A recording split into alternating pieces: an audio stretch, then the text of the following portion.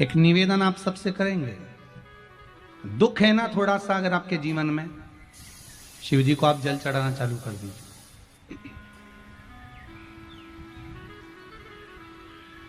शंकर भगवान को आप जल चढ़ाना प्रारंभ कर दो। अगर दुख है ना जीवन में, शिव जी को जल चढ़ाना प्रारंभ कर दो। और एक निवेदन और करेंगे, अगर दुख समाप्त ही नहीं हो रहा है, कोई बीमारी एक पूरी होती है दूसरी लग जाती है, दूसरी बीमारी पूरी होती है तीसरी लग जाती है, तीसरी बीमारी पूरी होती है चौथी लग जाती है, कुछ प्रॉब्लम चली रही है, तो एक जल के पात्र में जल लीजिए, कलश लोटा पानी का भर लीजिए और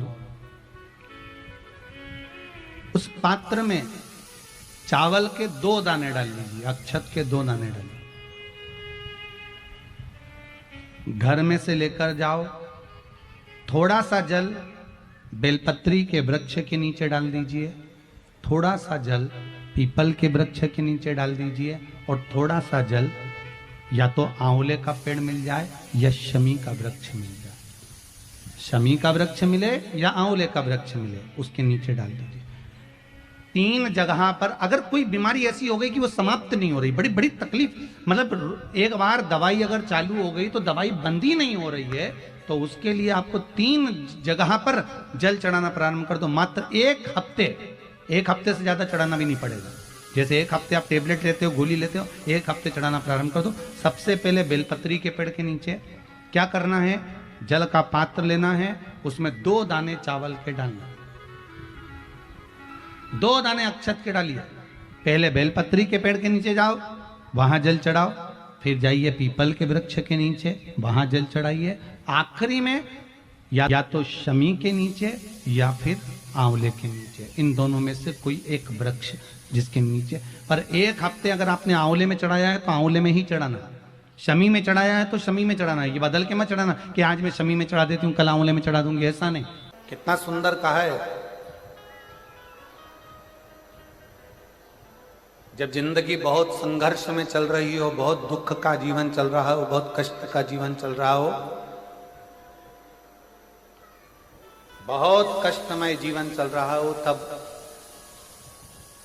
शमी के 5 पत्ते, शमी के 5 पत्ते एक दुर्वा के साथ, एक अक्षत चावल का 1 दाना, वो भी हल्दी में भिंगोया हुआ हो या केसर में भिंगोया हुआ हो, शमी पत्र 5, 1 दुर्वा, 1 चावल का दाना, जो दिल से हृदय से बेलपत्री के वृक्ष के नीचे पार्थिव लिंग का निर्माण कर कर मट्टी का शिवलिंग बनाकर प्रदोष काल में, मतलब शाम के समय पर शिवलिंग बनाकर उस पे जल चढ़ाकर, जो ये 5 शमी का पत्र, 1 दुर्वा और 1 चावल का दाना, अपनी कामना कर कर, जो दुख चल रहा है बाबा से विनय कर कर 1-1 पत्ता जब समर्पित कर दे, फिर 1 दुर्वा समर्पित कर दे, फिर 1 चावल का दाना समर्पित कर दे और बाबा का वहीं पर पुनः विसर्जन कर दे, 3 महीना तो जाने दो, 15 दिन के अंदर वो दुख कटता जरूर है, चाहे कोई भी दुख, किसी भी तरह का दुख क्यों। 1 बेलपत्र के वृक्ष की परिक्रमा करने वाले को हजारों अश्वमेध यज्ञ का फल प्राप्त हो जाता है, हजारों अश्वमेध यज्ञ का फल प्राप्त हो जाता है। उसी तरह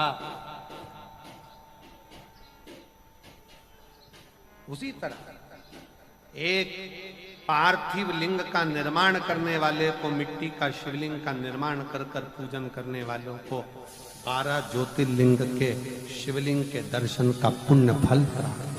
बहुत ध्यान लगाकर सुनिए। 1 बेलपत्री और उस बेलपत्री में 1 चंदन की बिंदी और 1 अक्षत का दाना मात्र रखकर भी अगर शिवालय पर चढ़ा दी जाती है,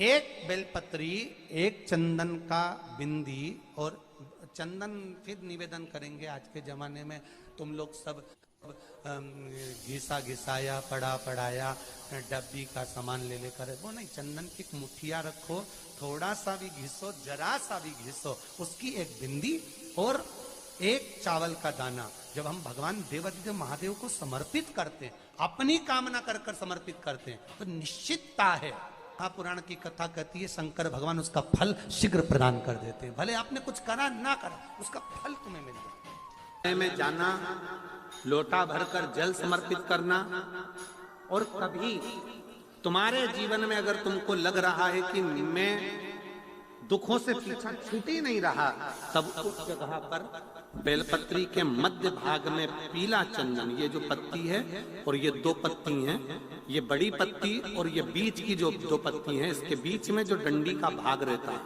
जो बीच में डंडी का जो भाग है, बड़ी पत्ती और ये दो छोटी पत्ती के मध्य में जो डंडी का भाग है, उस डंडी के भाग में पीला चंदन और एक अक्षत पीला शंकर भगवान को आप अगर प्रदोष काल में समर्पित कर रहे हैं, तो ये निश्चित है कि धीरे धीरे कर कर वो दुख समाप्त होगा, वो दुख कटेगा ही।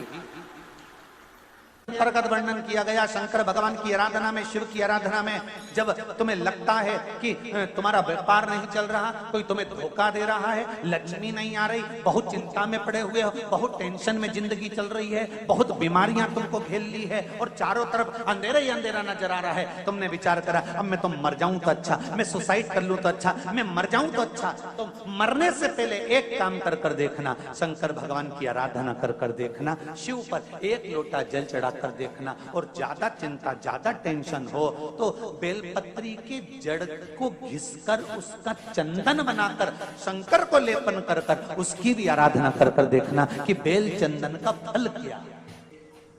बेलपत्र, एक बेल, ये कोई साधारण नहीं, एक बेलपत्र, एक बेल, ये कोई साधारण नहीं, एक बेल। इसकी नीचे की डंडी से लेकर ये दो पत्तियां जहां लगी हैं, और दो पत्ती से लेकर ये बीच की जो पत्ती है उसमें जो गैप है, उसमें जो जगह है, दिख रही है आपको? ये दो पत्ती से लेकर बीच की पत्ती के बीच में जो जगह खाली रहती है, 33 कोटि देवी देवताओं विराजमान रहते हैं इस बीच की जगह में। जब शिव जी को चढ़ाया जाता है तब इस पत्ती के बीच की जगह शंकर के शिवलिंग पर रखा जाता है, तो शिव जी इतने प्रसन्न होते हैं कि मेरी स्तुति करने के लिए ये भक्त 33 कोटि देवताओं को लेकर आया है, मेरी स्तुति करने के लिए। लोग चावल लाए, लोग अंबारियां लाए, धन लाए, दौलत लाए, संपदा लाए, पर एक शंकर का भगत ऐसा होता है जो एक बेलपत्री के रूप में 33 कोटि देवताओं को, 64 योगिनियों को, आदि शक्तियों को शंकर को समर्पित करता है। कितना सुंदर संवाद है, कितना सुंदर बात कही कि भूल से भी, भूल से किसी तीर्थ में नहीं गए, कहीं हमने गौदान नहीं करा, कहीं हम किसी तीर्थ में नहीं गए, हमने कहीं गौदान नहीं करा, हमने कहीं ब्राह्मण भोजन नहीं कराया, हम कहीं गंगा यमुना कावेरी सरस्वती नर्मदा छिपरा पुण्यवान नदी में हम स्नान नहीं कर पाए। शिव महापुराण की कथा कहती है भूलवश भी अगर पिपलेश्वर या बटकेश्वर किसी शिवालय पर भूल से भी अगर एक लोटा जल चढ़ जाता है तो देव अधिदेव महादेव सारे तीर्थों का फल अपने आप प्रदान कर देते हैं। भूल से भी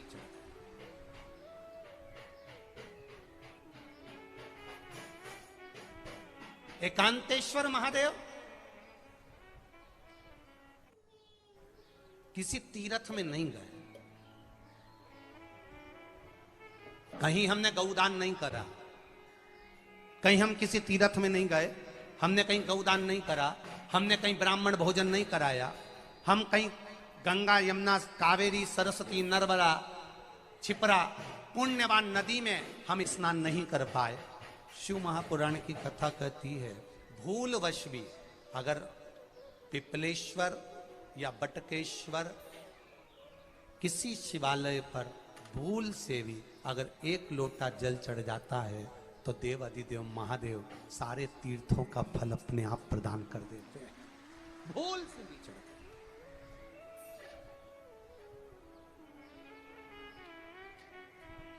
एकांतेश्वर महादेव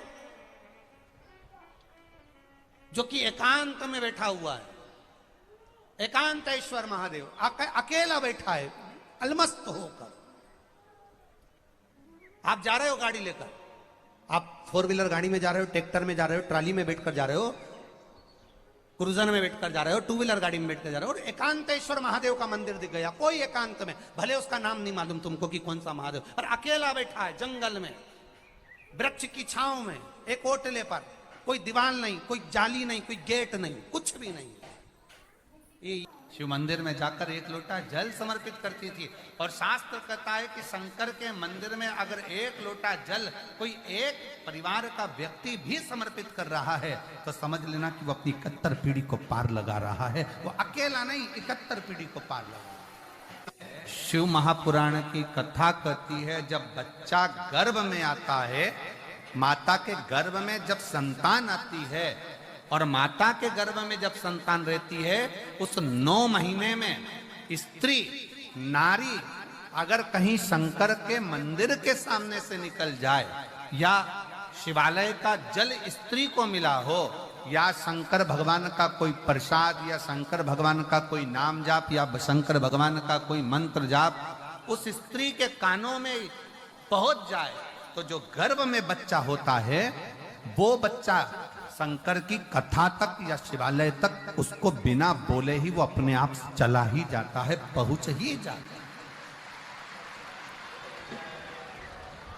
उस गर्भ में रहने वाले बच्चे को भगवान शंकर के मंदिर के सामने से भी कोई गर्भवती स्त्री निकल कर चली जाती है तो उसका भी फल उसको प्राप्त होता है, उसका भी फल उसको प्राप्त हो जाता है। और वो फल साधारण नहीं होता। क्यों? बेलपत्री को जब भी चढ़ाया जाता है तो पीछे की डंडी पकड़कर नहीं चढ़ाया जाता। बेलपत्री को चढ़ाने के लिए मध्य भाग को, जैसे यह बेलपत्र होता है तो इसका मध्य की जो डंडी होती है, मध्य भाग होता है बेलपत्री का, तब मध्य भाग को पकड़कर हम भगवान शंकर को बेलपत्र समर्पित करते हैं। कोई भी बेलपत्र ऐसे नहीं चढ़ाता कि डंडी पकड़ के चढ़ा दिया, फिर पीछे की डंडी पकड़ के चढ़ा दिया, फिर पीछे की डंडी पकड़ के चढ़ा दिया, फिर डंडी पकड़ा फिर चढ़ा दिया ना। मेरे देवादिदेव महादेव को जब भी बेलपत्र चढ़ाया जाता है तो मध्य भाग, पीछे की डंडी पकड़कर नहीं, मध्य भाग से भगवान शंकर को बेलपत्र समर्पित किया जाता। मध्य भाग से जब भी पकड़ेंगे तो मध्य भाग को पकड़कर बेलपत्र समर्पित करेंगे। क्यों?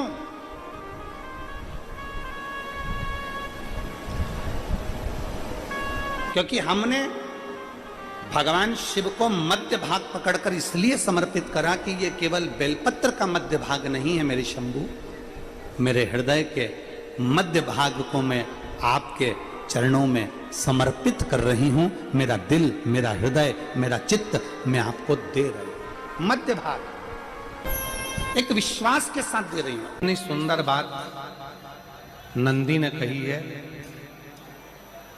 नंदी ने ये बात जो कही वो वास्तव में बड़ी सुंदर है कि मान लो यदि कोई कार्य तुम्हारा हो नहीं रहा और पूरी दुनिया में तुमने कर कर देख लिया, बहुत प्रयास कर कर देख लिया, तो भी वो कार्य अगर तुम्हारा नहीं होता तो फिर एक काम करो कि शिव की स्तुति करो, शंकर की स्तुति, शंकर का गुणगान, शंकर की भक्ति, शंकर का स्मरण।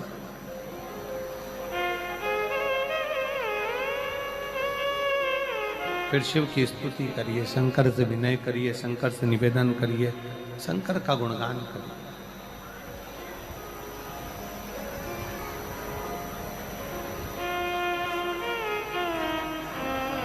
पर भगवान की भक्ति होती कब?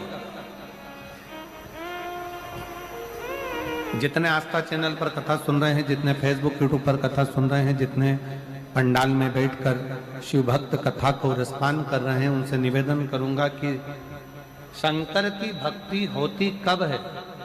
शंकर का स्मरण कब होता है? शंकर की भक्ति कब होती है? शंकर की कथा सुनने में मन कब लग सकता है? जब अपने भीतर की अभिमत्ता, अपने भीतर का अहम, अपने भीतर का अहंकार, अपने भीतर की आसक्ति, अपने भीतर का काम, अपने भीतर की तृष्णा जब दूर हो जाए तो समझो कि आप शिव में मन लगा बैठे। कितने सारे लोग बैठे हैं यहाँ पर कथा में, सब पंडालों के अंदर लोग शिव भक्त बैठे हुए हैं। कई लोग ऐसे भी होंगे जिनका आकर बैठ तो गए पर दिल नहीं लगता। दो जल व्यक्ति के जीवन को बदलते। कितने जल? जम के बोलो जरा। दो जल। एक देवाधिदेव महादेव के लिए भरा गया एक लोटा जल, और दूसरा है स्वयं के लिए भरा गया एक लोटा जल। यहां पर अगर बुजुर्ग मेरी माताएं बैठी होंगी, मेरी जीजियां बैठी हैं, मेरे जीजा बैठे हैं, बुजुर्ग जितनी माताएं बैठी हैं, वो पुराने समय का अगर लेख उठाकर देखेंगे तो पुराने समय के लोग भोजन करने बैठते थे ना, तो भोजन करने से पहले अपने पानी के लोटे को भरकर, अपना गिलास भरकर बैठते थे। किसी ने देखा है कि नहीं देखा? जम के बोलो जरा। देखा है आप लोगों ने? पुराने समय के लोग जब भोजन करने बैठते थे, पुराने समय के लोग जब भोजन करने बैठते थे तो अपना पानी का गिलास, अपना पानी का लोटा पहले भरकर आसन लग जाता था। बहू आसन लगा देती थी, बहू खाना बना देती थी, घर की पत्नी खाना बना देती थी, भोजन बना देती थी, घर के लोग भोजन दे देते थे। थाली कोई भी लगा कर ला कर दे, थाली कोई सजा कर ला कर दे, पर घर का जो व्यक्ति खाना खाने बैठता था, भोजन करने बैठता था, वो अपना पानी स्वयं भर कर बैठता।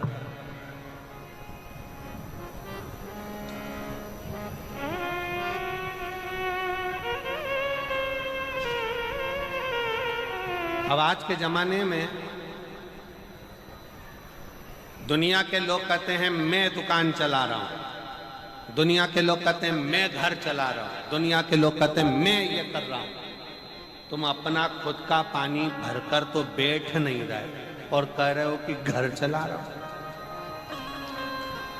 स्वयं का एक गिलास पानी व्यक्ति नहीं भर पा रहा। कितना सुंदर कहा है महाराज जी।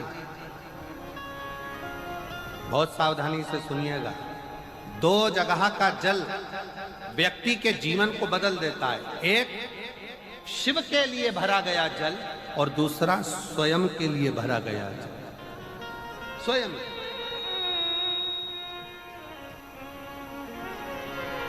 शंकर के मंदिर में जा रहे हो, एक लोटा जल अपने घर से भरकर लेकर चले जाओ, और अपने घर में जब तुम भोजन करने बैठ रहे हो, जब तुम रोटी खाने बैठ रहे हो, भोजन करने बैठ रहे हो, भोजन करने